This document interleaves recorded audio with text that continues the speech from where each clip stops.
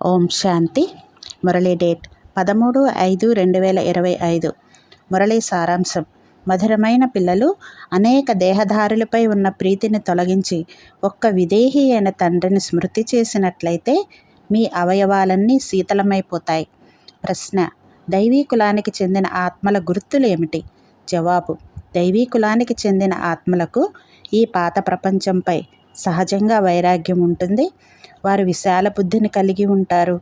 శివాలయంలోకి వెళ్లేందుకు వారు పావనులుగా మరియు సంపూర్ణులుగా అయ్యేందుకు పురుషార్థం చేస్తారు. ఏ విధమైన ఆసురీ నడవడికను కలిగి ఉండరు. నాచే ఏ ఆసురీ కర్మలు జరగడం లేదు కదా అని తమ లెక్కాచారాన్ని రాసుకుంటూ ఉంటారు. వారి తండ్రికి సత్యాన్నే వినిపిస్తారు. బాబా ముందు ఏదీ దాచరు.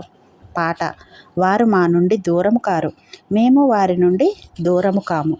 अच्छा मीठे मीठे सिके लदे बच्चों प्रति माता पिता बाप दादा का याद प्यार गुड मॉर्निंग और नमस्ते. हम रूहानी बच्चों की रूहानी बाप दादा को याद प्यार गुड मॉर्निंग और नमस्ते. ధారణ కోసం ఫస్ట్ పాయింట్: బాబాకు మీ చదువు నషాను చూపించాలి. భారతదేశాన్ని స్వర్గంగా చేసే వ్యాపారంలో నిమగ్నమైపోవాలి. మొట్టమొదట మీ ఉన్నతిని గూర్చి ఆలోచించాలి. చీరఖండంగా అవ్వాలి. సెకండ్ పాయింట్: ఏ తప్పైనా జరిగితే బాబా నుండి క్షమాపణలు వేడుకొని మిమ్మల్ని మీరు తీర్చిదిద్దుకోవాలి.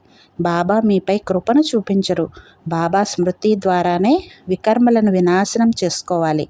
బాబాను నిందింపజేసే పనులు ఏవీ చేయకూడదు. వరదానం: నాలెడ్జ్ఫుల్ విశేషత ద్వారా సంస్కారాల ఘర్షణ నుండి సురక్షితంగా అయ్యే కమలపుష్ప సమాన అతీత మరియు సాక్షిభవ.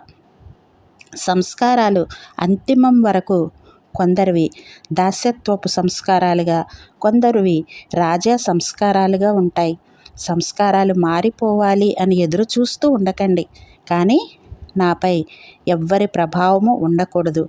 ఎందుకంటే ఒకటేమో ప్రతి ఒక్కరి సంస్కారాలు భిన్నంగా ఉంటాయి, మరొకటి మాయ రూపంగా అవి కూడా ముందుకు వస్తాయి.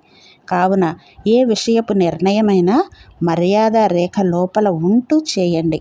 భిన్న భిన్న సంస్కారాలు ఉంటూ కూడా ఘర్షణ జరగకుండా ఉండేందుకు జ్ఞానస్వరూపులుగా అయ్యి కమలపుష్ప సమానంగా అతీతంగా లేక సాక్షిగా ఉండండి. స్లోగన్: హఠము చేసేందుకు బదులుగా లేక శ్రమించేందుకు బదులుగా రమణీకతతో పురుషార్థం చెయ్యండి. అచ్చా. ఓం శాంతి.